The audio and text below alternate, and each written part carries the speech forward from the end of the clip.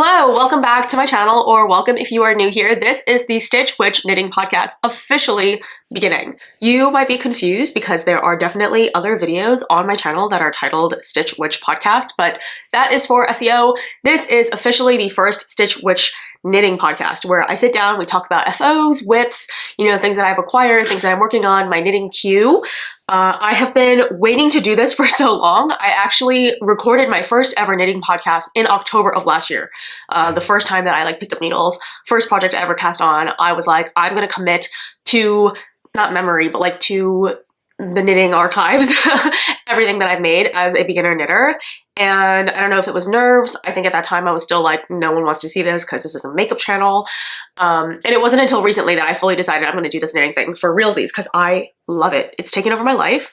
I thought there was a possibility it could have been a phase. And if it is a phase, it's a long one. So I'm here for the ride. I'm ready to go for it. So this is the first official podcast. I encourage you to grab a drink. I have this container of very weak leftover matcha that I am hoping to finish during the time of my recording to keep myself hydrated. I took my meds. I had breakfast. If you want to get a yogurt or snack, I implore you to. I think this might be a long one and I'm just really going to luxuriate in it.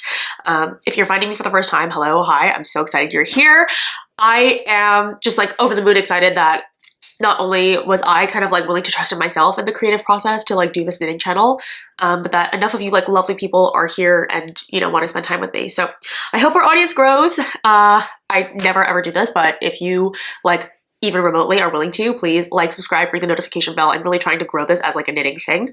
And let's get into it. I got my tattoo finished. It took me quite a while because there were some scheduling conflicts with my artist. And then COVID happened and her kids got sick and I got sick, but it's finally done. It is kind of a couple's piece. It's inspired by my husband and I and my heritage. So they are Chinese moon moths and it symbolizes yin and yang. So I have some morning glories, I have some chrysanthemum, and I just thought it'd be really cute. But yeah, that's the first thing I wore, a short sleeve top just to be out and proud about it. So yeah, she's making her little debut here. All right, first finished objects. I'm gonna go pretty much because it's my first podcast. I don't know how far back to go, but I'm just gonna go as far back as things are fresh on my mind and relevant. So within the last month, I'd say. This is the Copacabana headscarf by Milena, Paulina. And when I say Copacabana scarf, I'm going to put an asterisk there because I did not do it to pattern, because if you are aware of the design, this should be a triangle and it should be a lot smaller, and mine is really long and it's not finished. So it's a, I don't know, it's a trapezoid, I guess. It's not a great shape. Let's talk about yarn first, and then we'll get into why it's not the standard shape and all that jazz. This is Noro Sonata in Cat Mint, which I guess is a plant, but I'm not familiar with the plant. And then it is Qing Fibers Soft Silk Mohair in Floating. So this is a really, really beautiful combination. I'm hoping you can see it. Just so drapey, so loose. It's my first time really using fingering weight yarn. And it was a slog. I actually hated, not that I hated it, but I'm already not a fast knitter. I'm not going to say I'm not proficient, but I mean, I'm a beginner knitter, so I can only go so fast. This being knit on what, 2 something or 3mm needles was just absolutely brutal. I do have a little knitting journal and I don't remember where it is, so I'm not going to exactly know what the measurements are. If anyone is actually interested, I can drop it down in the comments down below. But I love the fabric combination. So the way that the yarn, I love the yarn combination because the fabric that came out is just absolutely stunning. It is this striated, variegated lilac, very, very cool lilac, which is my favorite. And the mohair silk from Qing Fibers is extraordinarily soft. Now I have had, I don't want to say lots of experience with mohair because, how much experience could I possibly have? But I've probably tried a good 5-6 different brands of mohair, and this one is for sure the softest that I have tried. Granted, it is also the most expensive one that I've tried.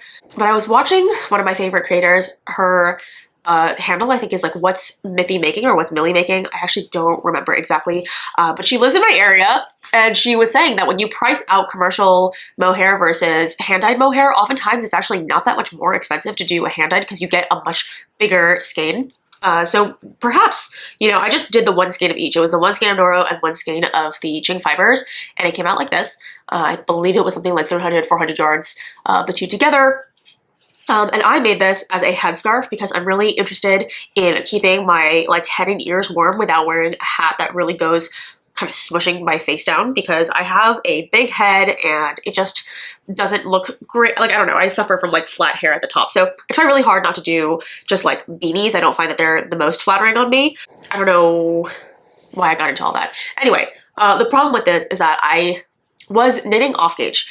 Granted, it is like a long triangle that just like decreases to a point in the middle. So in terms of like complication, I don't know why I felt like I couldn't just modify the pattern to meet my gauge. So I stubbornly cast on the exact number of stitches she recommended, knowing full well that I had like a bigger, like I had a bigger yarn than what she had. So that was on me. I ended up casting on the exact number that she recommended and then like obviously ran out of yarn early because mine was just like way too long. I think it's supposed to be a good like 5-6 centimeters shorter, and then that ended up kind of trickling down with like, you know, the fact that my needle size is also different, all that jazz. So that's why this did not end up turning into a triangle and turned instead into a trapezoid. But I actually don't mind it. I have worn it in the wintertime as a headscarf, but also as a little like neckerchief. This is quite nice, quite lovely, kind of an alternative to the Sophie scarf. If you have already tried the Sophie scarf, I have several of them. I actually have like 3 or 4 in my own personal collection, and then I also knit a bunch for other people. But this just feels a little bit different. My Sophie scarves are not in such skinny gauge. So yeah, this was a first for me in a lot of different ways. It was a first in fingering weight yarn. I've never used Noro Sonata. I've used quite a few other Noro yarns. I'm a huge fan of the Noro line, like to the point where I would say I am like a little bit of a Noro stan. But yeah, I like this. One thing that I mentioned maybe in my beginner patterns video is that even though it says in the pattern, do your decreases loosely, I clearly was not loose enough. So the little ends of my scarf kind of look like octopus hands, like they go like this, which is cute. It's endearing, but I don't think it's supposed to do that. But in any case, this is the first finished object that I have. I think it's a really lovely color. I don't know like how it looks on my skin tone, like maybe y'all can be the judge of that, but I really like it against the black. So I've been having a moment with like black tops, black garments. You know, I've been trying to think of other colors I can wear because now that my hair is black and I really like the black, I don't necessarily want my tops also to be black because then it's just like a whole ton of black, which is also a vibe. But I do like it like this. And I think that this also would look cute against navy and stuff like that. So just a really glorious and wonderful fabric, very luxurious. I thought about getting duplicates of the yarn to make it an actual triangle, but that would have pushed this over to like $130 as a product, and I was just not going to do that. And my next finished object I also showed off. This is the Easy Knit project bag. Last time I said this was made by Ozetta, and that was not correct. It's actually made by Easy as Knit. This is a foreign born or like overseas designer that I frequently like mistake for other people. So I apologize to Easy as Knit. She does some really, really great stuff. There are quite a few kind of like staple patterns from her library that I am intrigued by, but just haven't purchased yet. This was one that I previously knit already as a gift to my friend in a similar fiber. So we actually have like matching bags, and that was my intention, but I'm getting sidetracked. Let's start with this one. So the first bag that I ever made was in Hedgehog Fibers Tweedy, the beige, and I held it double and I made this bag like fully with that. So it was 2 strands of the Tweedy, and then I did the I-cord tie in just a red wool. And for this one, I wanted to use up some, I don't want to say scrap yarn, because again, I feel like that implies it's kind of just like kicking around and you don't really have a thing to do with it. And that is true. Like, I did have yarn that was kicking around. I didn't know what to do with it, but it's because I was stupid and I frequently bought like 1 or 2 skeins of stuff, not knowing that 1 or 2 skeins is really like accessorizing quantities. Like, you can either make accessories or you can like add them into your regular garments as like a flourish, but you're not really going to get like much use out of what, 400 yards of fabric. So I just had, and I like to double things up too. So I just had a bunch of yarn that I was like, okay, I'm gonna treat it like stash yarn and I'm never gonna make this mistake again where I only buy like a handful of yarns. So what I did was I combined 2 strands of Hedgehog Fiber Tweedy in the lilac shade with 1 strand of, I don't know if it's like Art Box or what the company is, but it's called Make It Tweed. And it is just really glorious lace weight accessorizing yarn that makes your, you know, main strand Tweedy. And I've seen some really, really gorgeous results kind of mimicking the, I think it's Noro Madara in Sake, but all of the Madara line is like that. So it has this Tweedy look already because that is the Hedgehog Fibers Tweedy, but then there's even more like I don't know if you can really see it because this is already a tweedy fabric, but it does have kind of that secondary extra tweedy. I'm a huge fan of tweed. You can see it a little bit more on the back here, like the tiny strand. Why was I stuttering? There's a tiny strand of lace weight yarn that you can see carried through, but as you can see, because I doubled up on the tweed yarn and I added a strand of tweed, this is a heavily tweedy, take a shot every time I say tweed. No, take a sip of water for every time I say tweed. But yeah, it's just a heavily, it almost looks variegated kind of yarn. And then the blue parts are, I mentioned this in the other one, it's a alpaca yarn with hiku worsted, simply worsted in navy. The light teal was a yarn that I picked up from a scarf making kit from this like small market business refurbished farm attraction in upstate New York. I was going on some kind of like road trip with my family and I saw this really cute like scarf kit, but unfortunately the scarf kit just wasn't going to have enough yardage to make the thing that I wanted to make. So it ended up becoming kind of like a thing that I had to deal with. And I feel like in this, it ended up being perfect. You know, comes out a little, I don't know, I don't want to say marled because though it is technically marled, it doesn't really look very even or very neat. Possibly because the yarn was too thick, possibly because I was like knitting at too tight a gauge. I don't know what the situation was, and possibly because the colors are so different. But I like it. It reminds me of like Yo Gabba Gabba for some reason. Definitely, you know, past my time. I was like probably in my tween years by the time Yo Gabba Gabba was on TV, but I just remember like this fuzzy guy, and I'm really kind of chuffed by the yarn combination because the alpaca part has like the Sari in it. And so it makes this blue stripe part of this bag extra fluffy and like furry. So you have like a glorious texture situation going on here. So that's my next finished object. This one came out a lot cleaner. My my sewing and my decreases here ended up looking a lot better. The other one had like a little bit of a what is it called? Prolapsed. It had a prolapsed hole kind of look about it. So this one is not that, which is good. And then the last thing that I finished recently is my Sophie shawl, not scarf. Like I mentioned, I've made a ton of these. The first one that I ever made, I didn't know how to read her pattern. So she said like such and such many grams of this yarn, this 50 gram ball equals this many yards. So let's like 50 grams equals 120 yards. Seeing that that was the first pattern that I ever read, I didn't know that I needed to divide the total yardage or the total grammage by the balls and then figure out the yarn from there. So basically you need to do a step by yourself. Whereas I guess with American patterns, it just tells you need like 600 yards of something. So I didn't do the math. I didn't know how much yardage I needed. And then on top of that, my first ever Sophie shawl, I was like combining two thinner yarns to make a thicker yarn, and then I couldn't figure out the yardage there. Suffice it to say, I just needed a regular functional Sophie scarf. And so I made this one out of Noro Viola. This was gifted to me by my knitting friend, and I love this color. It's really beautiful. It leans a little bit more yellow because of the mohair that I chose, and I'll put a picture of it up here. I talked about it in the past. I bought it on Amazon, and I really like it. It's a really soft mohair. Like of all the mohairs that I've used, this one doesn't feel like nearly as itchy as a lot of the other ones. I think because it's not really long and because the fibers, for whatever reason, they don't shed a ton. I've had a lot of success with this mohair and I've purchased it in several colors. But because I think a lot of that core is yellow, it ended up making this yarn much yellower than I would like. Nothing I can do about it now, but I kind of wish I didn't use such like a saturated mohair and maybe I chose something cooler instead just to like cool down the warmth of this. But overall, this is a really lovely scarf. It's just not in my desired color scheme because I don't really like what yellow does to my face. It's not an ugly color by any means, but I just don't think it's particularly attractive, which is a shame because I thought this yarn was so fabulous on its own. And because my friend kind of gave it to me, I felt like, I don't know, I owed it to make it like extra special. So I bought this like special rainbow yarn and it ended up turning very, I want to say the word brassy because that's how like I'm interpreting it. Like it turns this like unappealing brassy yellow shade.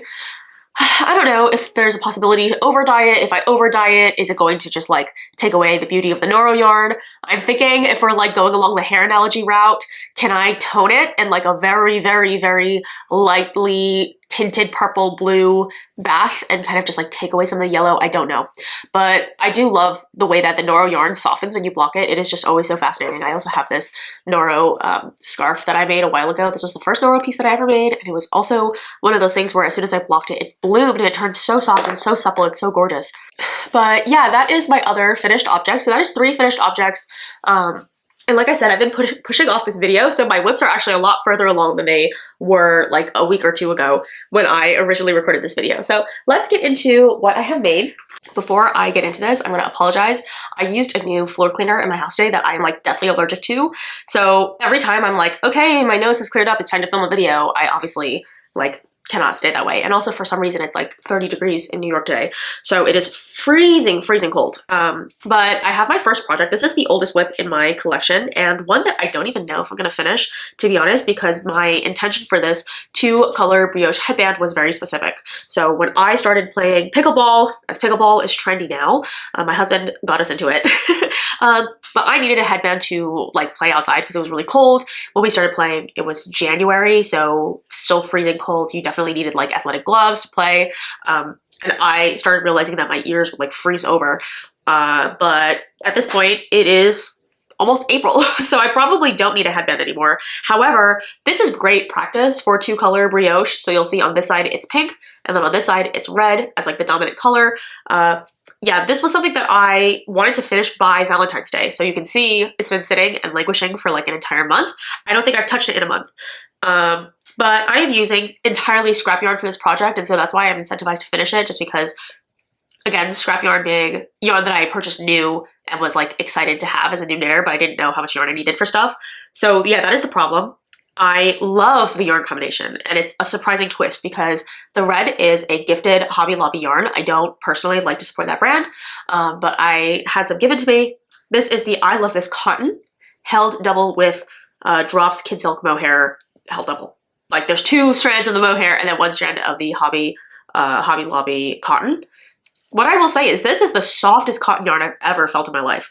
I am not a cotton yarn expert. I have felt like all of the cotton yarn they sell at like Michael's, and of course there are cotton yarns at like my local knitting store, but I haven't felt like the Knitting for Olive cotton, or what is the other one? Sandus Garden, I think is the other popular one that people find a lot like on knitting YouTube and on, you know, Ravelry, but in person, a lot of the stores that I go to don't carry those yarns. So I've never touched those 2, like cotton merino or like cotton yarns. But in any case, most of the cotton yarns I've touched are not super like soft and silky. And this one is soft and silky. And with the mohair, it just feels really high end.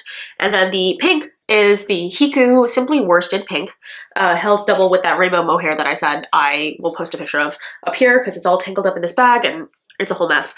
But I'm using a free online video to knit this headband, and if I get back to it, which I really should get back to it because it's a good pattern, it's a good project, it's good practice, like everything about my brain is telling me you should work on this project, but I'm working on some bigger stuff right now, and I find that I'm not really a monogamous knitter, but I am a monotropic knitter. So I have like a lot of different projects on the needles, but when I'm in like the phase of knitting, I kind of like the inertia of getting started and like kind of remembering what's going on takes a little bit longer. And so to kind of like immediately switch gears and like remember what I was doing previously is tough for me. So I don't always like having a ton of different stuff actively going at one time. When the season comes back for me to do this, I think I will pick it up and I will enjoy it, but I did want to show it on the podcast just as like a thing that I technically have on the needles.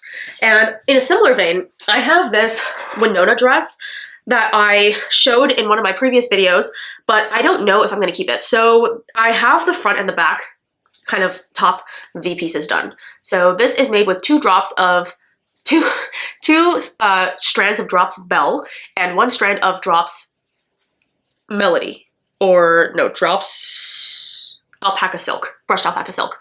And it's this like really beautiful teal dress. It's a midi length dress. Last time I said midi length and the sound quality made it sound like I said mini length. I wish. It is a midi length dress and it's supposed to hit around mid calf. I'm planning on knitting it a little bit longer. I'm a short person. I'm 5 feet tall. So like the gap between midi length and ankle length is like 3-4 inches. And at the time I was having trouble hitting gauge. And so that's why I decided to supplement with a strand of the alpaca. But what happened is it got warm, or it's getting warm. I don't know. It's like freezing right now. But by the time I get to finishing this like 5-foot tube of stockinette with straps, I just feel like it's going to be way too hot for me to wear this. And you know, at the time, I felt like a transitional dress was a really brilliant idea, especially being able to fill out the yarn to the point where I was finally going to hit gauge and like knit the right size.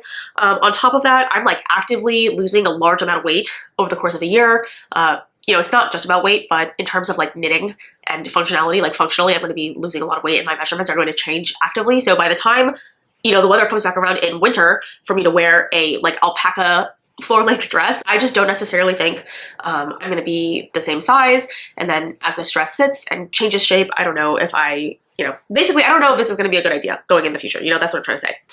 And with that being said, the Drops Bell yarn that I have is a great summer fiber, and I've never really knit like t-shirts or tank tops or anything like that. And seeing that, I was just saying I want to know what other colors I can wear besides black because of my hair. I think this one might be nice. I don't love teal personally, but I have it already, and I do think that the fibers are nice. There's nothing wrong with the Drop Spell. I don't find that it's taxing on my hands yet, so fingers crossed. I already knit, you know, the top two pieces, and I haven't really had any struggle with it, so I am debating whether or not I want to rip this out or just like stop it here, you know, call this much yarn a day, and maybe I'll unravel it if I need to. But yeah, I want to know what you guys think. Feasibly, this is like low on the priority list because it's just not in season. It's a dress that I'm having a little bit of trouble understanding like how to connect the front and back. And if I'm not like incentivized to push through it now, I'm gonna have to wait like 9 months before it ends up being like a feasible thing to wear again. So those are two whips that I just wanted to show and kind of like hear your feedback, share where I'm at right now, and then, you know, we'll see what happens eventually. But yeah, I'm not like really actively working on those. Let's switch to things that I am actively working on. One is the ribbed bunny bonnet. Now, I don't remember the name of the designer, but I will put their name here. This is what I have so far. It's, again, Drops Melody, and one Drops Melody and then one strand of the Drops Baby Merino. And I will say the difference between using alpaca and merino is just like night and day. I have like the cap part done so far. And by the way, this is a crochet project. I forgot how nice it is to do crochet because you can really count your stitches really well with crochet because it's like, you know, the posts are huge. So you can really kind of see what you're working on. But yeah, the alpaca is super, super soft. Like I forgot how nice it is to work with alpaca over mohair just because it's really fluffy, incredibly soft. And the price differential is, like, there is a price differential because, you know, I think alpaca is just more expensive to farm, but it's more eco-friendly. I think it uses less material than wool to raise, and it feels better for me. So for me, with that all being said, it's worth it for me to pay like a few dollars more per ball to get the alpaca just because it feels nicer. It is technically warmer, and like if you look at alpaca under a microscope, like it's just like a little bit softer and less irritating. So I'm sure we all know, but there's this huge movement to like get away from all of the mohair this year. It feels like a lot of people are saying like no more mohair or whatever. For me, I'm like entertaining it more because I have seen the light. I mean, I've started using alpaca and it is just really nice. I will say the Drops alpaca does shed, but that being said, the price point is just so low that for now, while I am in the beginning of my, you know, phase and I'm still like experimenting, I don't mind. But yeah, this is what I have so far. It kind of looks like a cloche hat for now, but I do really enjoy this project and the pattern has been nice. It's actually a really inclusive pattern because I've been looking for something like this, but most of them are for children only and they don't really go up to adult sizes. So I'm really grateful that this one went all the way up to adult, and I have a huge head. I have like a 23.5-inch head circumference, so I was worried that it wouldn't fit me, but it looks like it will fit just fine. So that's sitting in here. And the next thing I have is the Novice Cardigan. So I am working on this in Drops Charisma and the mohair from Drops. And that is pretty much it. I made this in the medium.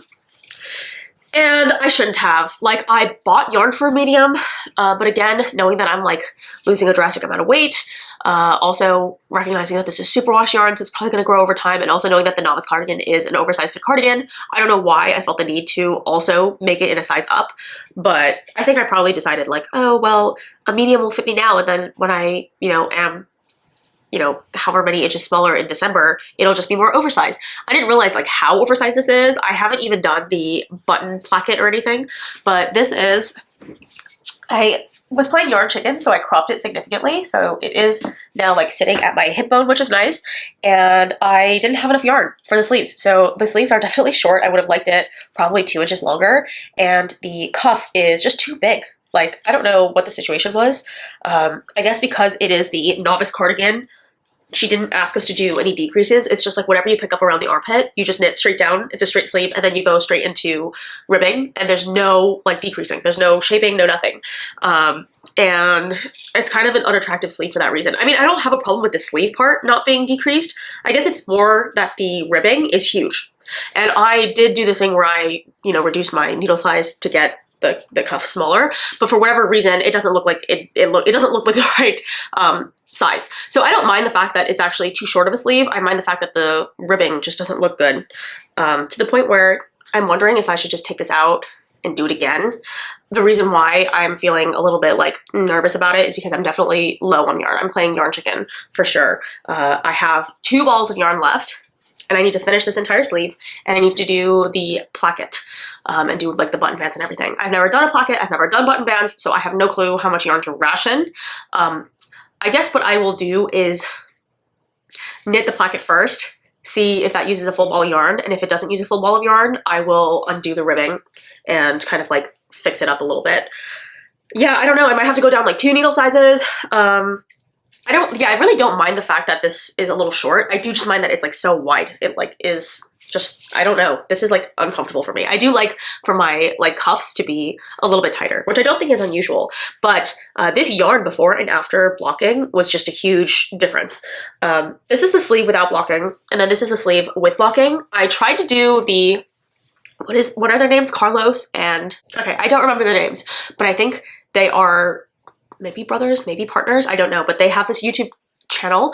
They are, I think, Nordic knitters, and either they own a company, or like they are fashion designers, or they're knitters, but they showed, I think it's Arnis, I'm not sure, but they had this video on how like Scandinavian people like never wet block, and it's just like this weird thing that Americans do where they wet block their garments, and they've never really seen a need to, and they have this method where you use a wet towel and you steam block it with a wet towel. Now, I did it with several of my other garments. I don't know what I'm doing wrong. It sounds like I was doing it right because of the visual and like auditory cues that I was getting, but none of my stuff ended up laying flat or expanding the way that I guess they were supposed to. I don't know if it's because this is superwash yarn, and a lot of Americans do use superwash yarn, but when I blocked it with the steam method, it did not do anything.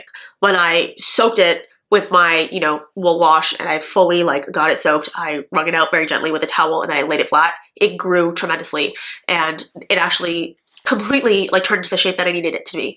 So yeah, my takeaway is I don't know what I'm doing wrong with seam blocking.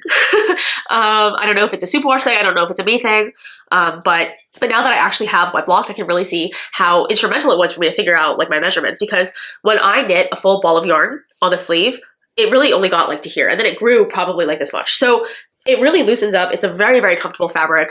I've heard that superwash wool, because of the treatment process, it eliminates a lot of the extra like fuzz in the fibers in the kind of like the shingles of the wool. And so what happens is it kind of loses a little bit of warmth, which I think typically would make me upset, because we're going into spring and the weather's going to be like 50s, 60s for the next couple months. This will be fine in terms of like having something to like cover my arms and be like a little cozy as a layer, but not too overwhelmingly hot, because if I were to knit this in like a rustic yarn, I think it probably would be a little bit stuffy. But this is my first official garment. It's going much better than I thought it was going to go. Now granted, it is the Novice Cardigan by PetiteKnit, which is like made to be like your baby's first garment. Like it even explains how to do like, you know, how to change yarn and like how to do all these like very basic things. So, I mean, is it surprising to say it's going well? I don't know. I guess like I knew that I would want to do a beginner pattern. I don't know if I like the circular, you know, increases. I don't know if it's like flattering on me per se. I don't mind it. I actually thought that the first garment I would want to do would be a raglan. And I've started plenty of raglans and I've never really finished them, but this one doesn't like bother me at all. I will say the increases are a little bit noticeable. Like if you really are going to look for them, you can see them. I don't mind it. It is, again, my first piece. If I really hate it, I'll wear it at home, or I'll wear it like in the office. I'll just like keep it there as like a layer to put on. But I am pretty proud of myself. I said this year I wanted to start garment knitting, and I'm here. So yeah, this is my progress so far. I'm hoping by the next time I update, it'll be done. I think it'll be done in like 1 or 2 weeks. I didn't look for buttons yet, so I don't like the many little buttons that she has in the pattern. I prefer fewer, bigger buttons, but I don't really know how to modify the placket, so I think I will just stick to like her advice for now. You know, as a beginner, I just feel like I don't want to change too many things. I just want to make it the way that she recommended. And then if I were to do this pattern again, I can then go in and like make the changes that I want to make. The only other thing is that my armpits are not super neat. You add 6 stitches at the bottom and then you pick up the same number of stitches. And not that it's like messy, but you can see like, because it looks like there are more than 6 stitches here, these 2 stitches are being pulled just a tiny bit more. I ended up sewing up the hole with like one of the loose ends, and it ended up being less obvious than on this side. This is like pre-sewing up the hole, where you can really see like these pieces are just being pulled a little bit too much. I don't know what any of y'all would recommend for that. Perhaps just like in a thumb gusset, you might want to like pick another one up and then do a decrease afterwards. I'm not sure. That is something, again, that I might kind of finagle with in my next piece. When I start a new thing and there are like so many brand new moving parts, I don't want to experiment too much, because then I fear, like, I already don't know what's going on in the pattern. I don't also want to like add my own complication into it. So this is the first version. In the next version that I make, perhaps I will see what I can do to like remove the little gapping in the underarm area when I pick up stitches. But that is the next big whip. And then the final one is actually very exciting. So this is my pressed flowers shawl. I can't believe I'm saying this because I just like uploaded a video called like my dream knits. And when I say like my dream knits, I really meant like at the end of my knitting journey. I'd be really excited to like have these things done. But I was getting my car repaired, and the guy said it was going to take a few hours, and it ended up being 3 hours instead of 2 hours. But I decided that I was going to bring some knitting with me to just like bust some stuff out, kind of just have some like me time. And the place that I went to had no Wi-Fi, so it was just like me, myself, and I, and like we were going to knit. And I was knitting on my cardigan, and then I ran out of yarn. And as a last ditch effort, I brought yarn for my pressed flowers cardigan, or my pressed flowers shawl. And I did not know how hard this was going to be to get started. I want to say I started it like 6 or 7 times in the past, because I've been told it's mosaic knitting. If you look at the like difficulty level on Ravelry, it's not like a super full bar. By all accounts, it looks like it shouldn't be that hard. By all podcasts that I've seen online, it shouldn't be that hard. For me to actually get this started with like the cast on here and like to kind of orient myself around, for whatever reason, it took me a really long time. And again, I think this was fairly ambitious for me as like someone who really doesn't do any color work. I've never really done anything beyond like stripes. I have never read charts before. I'm just a very big baby. Like, I don't really know how to do difficult stuff. And especially when my hands are not being held, it is like really frustrating for me. I have like a low tolerance for like being frustrated, because then I'll just be like, forget it, I'm not gonna do this right now. And because I was stranded at this place without my car, without anything to do, without Wi-Fi, I would like burn out my fuse, be frustrated, and then I would sit down and I'd like take a breather for like 5 minutes, and I'd be like, okay, well, I have nothing to do, so I guess I'll try it again. So I tried it again and again and again and again. On like my 12th attempt to get started and like to continue beyond like my 4th row, I got a handle of it. And this is what I have so far. I'm so chuffed. I'm so excited. It actually looks the way it's supposed to look. And I found a stock image from Ravelry, not a stock image, but I found someone else's pressed flowers. And I was surprised to see that we have like almost the same colors. So what I'm using is one navy, one pink, and then one rainbow mohair. This is the rainbow mohair that I'm obsessed with. I bought a ton of it, and I am just very pleased with this product. And when you hold them together, you can just see how stinking cute this is. Again, this is like my favorite color scheme, so that's that. Wow, I cannot believe this is something that I am working on. I can't believe that I'm reading from a chart. It looks like a lot of people have a little bit of trouble with the chart. I will say I kind of got myself into a tizzy before even working on the project, because again, I saw on Ravelry a lot of people saying that the pattern is not super clear, the charts are not super clear. I had watched a ton of YouTube videos in preparation, and there is this lovely, I don't know if it's a yarn store or a fiber art like dyer, but they did this entire series on how to do the pressed flowers like collection, because the way that the charts are written and the way that the author decided to like do the repeats can be a little bit unintuitive. And it was like a 5-part video series, and I sat down and watched the whole thing, and I psyched myself out of this several times. And I think there was something about like me believing that it was a difficult knit that I put it off and I put it off and I put it off. It is confusing. So basically when you get to the charts, the beginning, the first 24 or 25 rows are like entirely written out. There is a chart to supplement, but you can follow like stitch by stitch in the pattern. So it'd be like knit one, purl one, slip one with the yarn in front, and it is very clear. And then when you get to the repeat section, the charts are written out, but there's like a condensed part in the middle where the pattern repeats, and it only does one half. So it does like this half of the pattern and only up to a certain point, because after that you do the repeats yourself. It'll like repeat eventually because it's going like to be big. And then you do the middle spine part, and then you have to repeat it again. And what was not indicated anywhere was whether you mirror the repeat or whether you repeat it from front to back or left to right or right to left.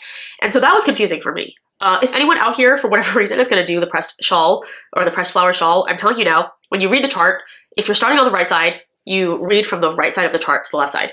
When you get to the spine, you're going to repeat by returning to the right side of the chart. If you're going on the wrong side, you're going to start on the left side of the chart, get to the middle, and then repeat again on the left side of the chart. That is not indicated like anywhere in the pattern. It just says repeat the chart again. But it also says that the chart is mirrored. So it kind of sounds like, since it's mirrored, you would go in the reverse order that you started, but no, you just go in the order that you started. If you start on the right side, do the repeat on the right side again. If you start on the left side, do the repeat on the left side again. That was the only thing that really tripped me up so far. Granted, I'm on like row 35, so I haven't gotten that far, but I'm so excited, and my back is neat as well. The only thing is I don't know how much slack to give the petals, because there is a part where you have floats that are 3 stitches long, which I know is kind of like the maximum amount you should have your floats, and that is during these like kind of full-size petals. And I kept my kind of float slack because I heard sometimes when you do color work, and I know this is not technically color work, it's mosaic, but yeah, I've heard sometimes people don't leave enough slack in the back, and then when you go to block it and it blooms, it kind of gets tight and you kind of have poor tension. So I am erring on the side of more slack than less slack, and we'll see kind of like when it's done what it looks like. But so far this is really working up to be quite fun, and I see what people mean when they say a knit is addicting or it's like potato chippy, because I just want to see the shape form. Granted, right now it's still really small, so each row is pretty attainable to do. I think eventually I'm gonna get to the point where it's like 125 stitches or something, and I'm only gonna be able to do like 1 row a day or 1 row per sit down. Right now, the way I work it, it's a 4-row repeat, so whenever I sit down, I'm like, okay, I'm gonna do the 4 rows. And then sometimes I'm like, oh, I have time, I'll do another 4 rows. But we'll see kind of how it progresses. I really hope it works out well. I am fingers crossing that I can get this done in time for cherry blossom season, and maybe I can take some pictures with the cherry blossoms in April. You know, I have like several weeks. So if I have several weeks, do I think I can finish this? Maybe, hopefully. I have a job offer, so I won't be spending as much time doing like job applications all day long. So until my job begins, I am hoping I can just sit down and do some like mental health knitting and like breathe a sigh of relief. It is honestly like so relieving. It's been a long search. I don't want to give more details yet because I don't have anything, like it's not done yet. We're still in the process of getting everything sorted, but yeah, once everything goes through, I'm going to breathe the biggest sigh of relief, and I will sit down and I will knit for 16 hours a day, and it is going to be fine. So yeah, that is it. That is everything. Let's talk about my plans and my acquisitions. I don't really have any acquisitions because I'm really good. I don't want to buy yarn. I have my huge drops order for the season, and I'm happy just sitting on it. I think I did buy some patterns recently. So this month I purchased 3 patterns. I purchased the Hot Emoji cardigan, the Ribbed Bunny bonnet, which I'm working on, the Novice cardigan that I'm working on, and the Curio collar.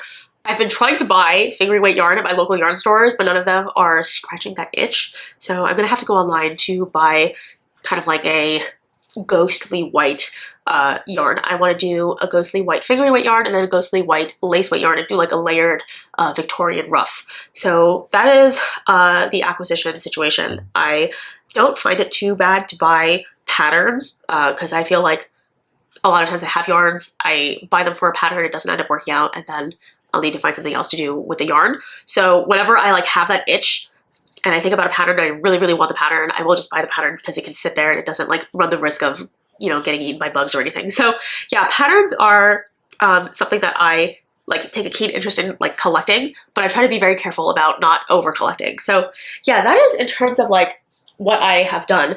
In terms of my plans, I don't want to over plan because again, like having this many projects on the needles is already a lot to me. We are also moving in a few months. Not anytime soon, but like in the next quarter or 2, we will be moving. And I do want to be mindful about like how much yarn I take with me. It's easier to transport like finished socks than it is to transport like buckets and buckets of yarn because there's so much like, you know, there's air in the middle and all that jazz.